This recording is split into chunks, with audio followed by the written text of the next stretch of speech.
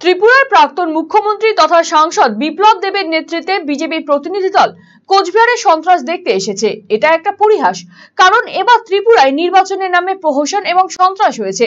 শুধু তাই নয়, বিপ্লব দেব যখন মুখ্যমন্ত্রী ছিলেন ত্রিপুরায় আমাদের কর্মীরা সব থেকে বেশি আক্রান্ত হয়েছিল। শুধু তাই নয়, সর্বভারতীয় তৃণমূল কংগ্রেসের সাধারণ সম্পাদক অভিষেক বন্দ্যোপাধ্যায় সহ বহু তৃণমূল কংগ্রেস নেতৃত্ব আক্রান্ত হয়েছিলেন। আমি নিজেও ত্রিপুরায় নির্বাচনী প্রচারে গিয়ে বিজেপি হারমাত বাহিনীর দ্বারা আক্রান্ত হয়েছিলাম।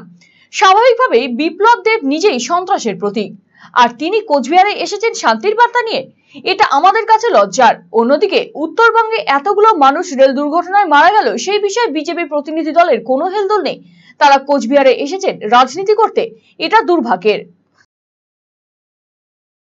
আমরা সংবাদ মাধ্যমে জানতে পেরেছি যে বিজেপির একদল কেন্দ্রীয় প্রতিনিধি দল তারা কোচবিহারে আসছে। তারা পোস্টপল ভায়োলেন্সের আক্রান্ত তাদের দলীয় কর্মীদের সঙ্গে দেখা করবে।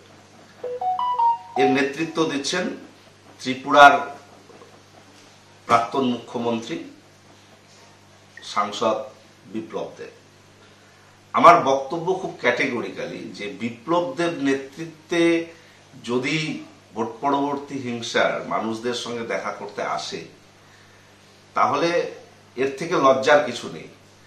কারণ এবারের নির্বাচনও ত্রিপুরায় কি ভয়াবহ সন্ত্রাস হয়েছে সেটা সকলেই জানি, এবং আমরা তৃণমূল কংগ্রেসের পক্ষ থেকে কয়েক দফায় 2021 এবং 22-এ আমরা যখন ভোটের কাজে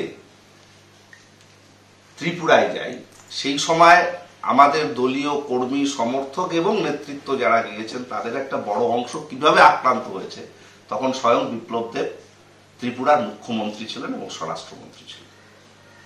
এই বিপ্লব দেব তিনি শান্তির বাণী নিয়ে তিনি এখানকার বাংলার সন্ত্রাস দেখতে আসছেন, কোচবিহারে আসছেন। এটা আমাদের কাছে ভীষণ লজ্জার। আমরা ধিক্কার জানাই বিপ্লব দেব।